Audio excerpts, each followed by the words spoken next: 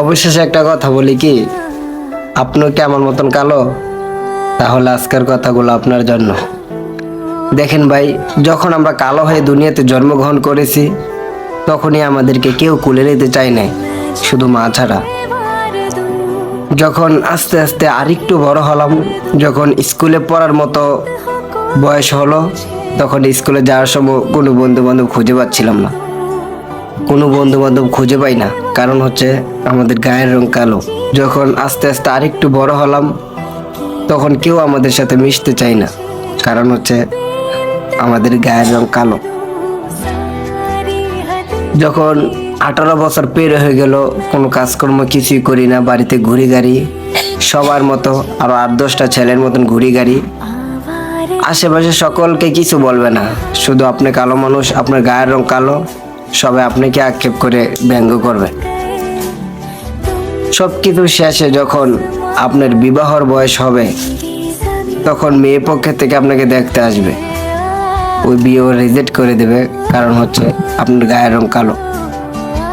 তারা এই কথা বলবে যে সব কিছুই ঠিক আছে, কিন্তু ছেলের গায়ের রং কালো। আপনি কালো হয়ে জন্ম নিয়েছেন, ওইটা আপনার দোষ না। দোষ কোনো জানেন? আপনি যখন বড় হয়েও যখন সফলতা দেখা পাবেন না, তখন দোষটা আপনার। কারণ আপনি কালো হয়ে জন্ম নিয়েছেন, এটা আপনার জন্মের পর থেকে বুঝতে হবে যে আপনাকে অনেক পরিশ্রম করে সামনে আগাইতে হবে। আসলে সুন্দর মানুষদেরকে মানুষ যেভাবে এড়িয়ে যায়, কালো মানুষের ক্ষেত্রে কখনো এরকমটা হয় না।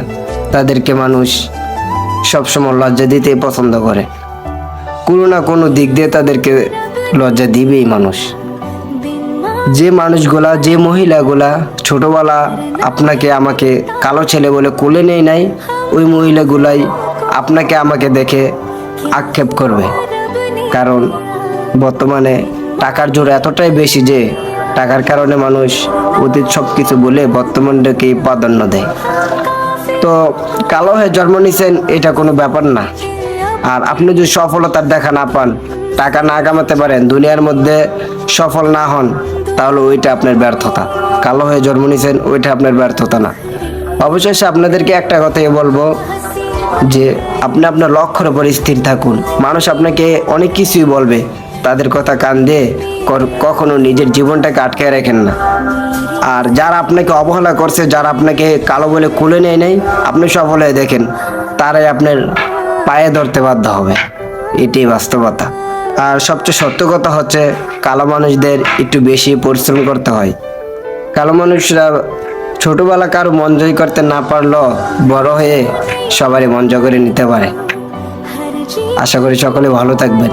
আর আমার মতন যারা কালো আছেন তারা অবশ্যই পরিশ্রম করতে শিখবেন, কারণ মানুষ আপনার সাথে বেইমানি করলো, পরিশ্রম কখনো আপনার সাথে বেইমানি করবে না। একবার না একবার আপনাকে সফলতার কাঠগড়ায় দাঁড়া করাবে ইনশাআল্লাহ।